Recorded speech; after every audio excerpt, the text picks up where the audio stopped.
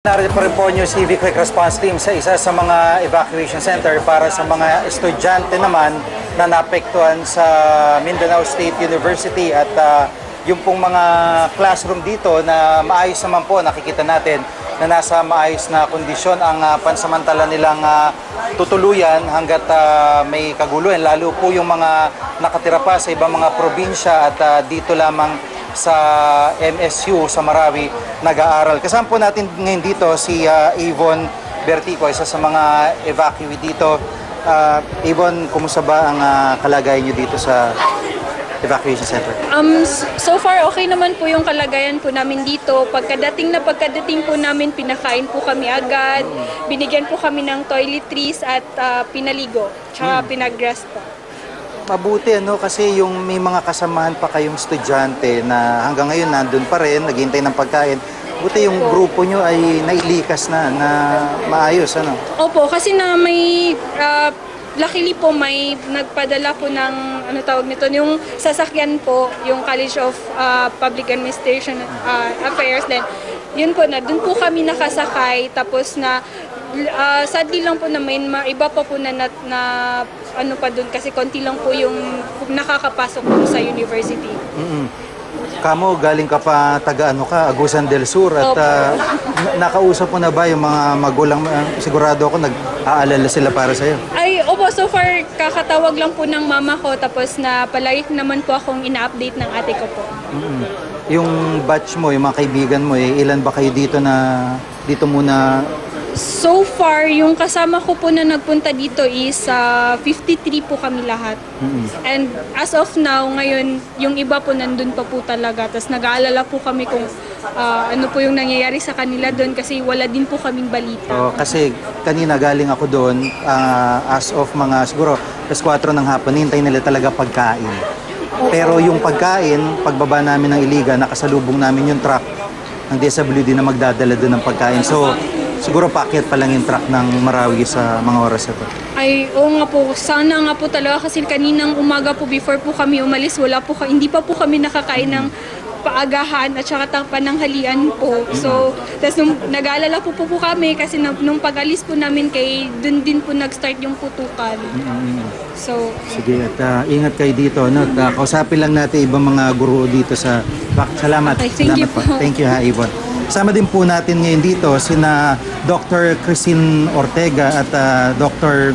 Marijoy Banawa, kaugnay po ng ginagawa nila dito na pagtulong sa mga estudyante. Ma'am, magandang hapon po sa inyo. Yes, good afternoon. So, yung facility po niyo, ilang classroom ho ba ang inilaan? At, as of the moment, we have 7 classrooms available, the student evacuees. Second floor is being prepared also of this college. And I've just heard that the College of Education is also preparing rooms for the evacuees. Mabuti, ano, talagang kahit papaano sa isang banda, sanay na po itong eskwelahan nyo na rumisponde sa mga ganito sitwasyon. Yes, we've had experience when Sendong struck, and we only have about 80 today to evacuees, but I think this will balloon to 500 student evacuees. During the Sendong, we had 15,000 evacuees. Opo. At yung supply ho ng pagkain, kumusta naman ho para sa mga estudyante? Well, I have not really checked immediately, no, but there's enough. I think donations are coming in, and we have rice, we have canned goods, the usual noodles, and bottled water, and fresh bread, I think, and everybody's helping. Sa ganito pong pagkakataon, hanggang mga ilang araw, ilang linggo kaya niyong i-accommodate po yung mga estudyante? Well, the Chancellor Tanggol said that give it 2 to 3 days, at the most 1 week. 1 week po. Apo. Si Dr.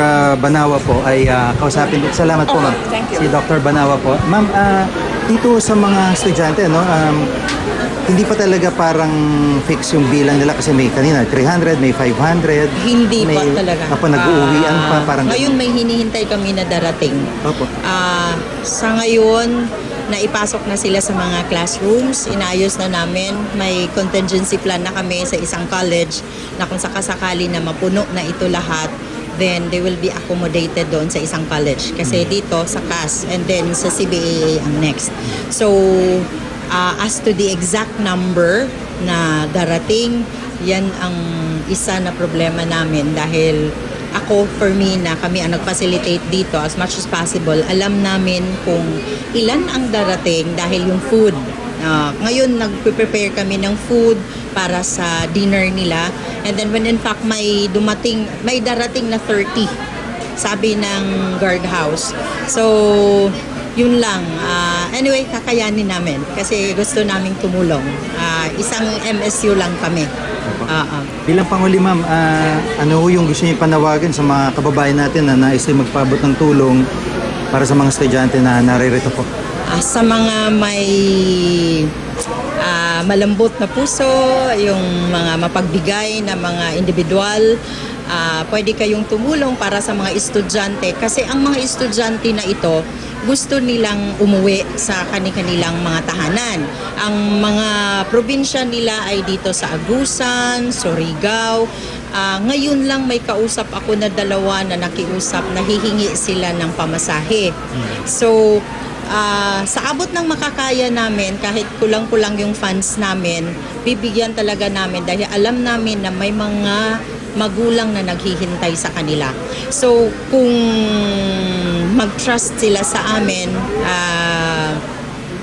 pwede na magbigay sila ng pera sa assistant din na si Professor Pasandalan para yung mga estudyante na gustong umuwi and then walang pamasahe, yun ang hinihingi namin. Apo. As to sa food, may pagkain kami kasi maraming nagdo-donate sa amin. We have 30 sacks of rice and then may mga tubig kami, yung mga ulam, sa ngayon at saka bukas kakayanin.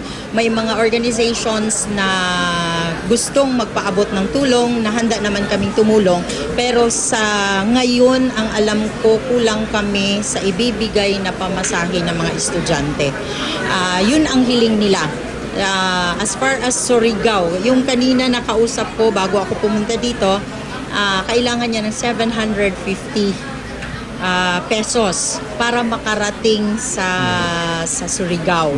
So, yung kung ganun kadami, considering na maraming estudyante na galing MSU na gusto na ring umuwi, because naka-receive ako ng text message galing sa VP, and the VP Berwa, na sinabi niya suspended ang lahat ng activities sa main campus.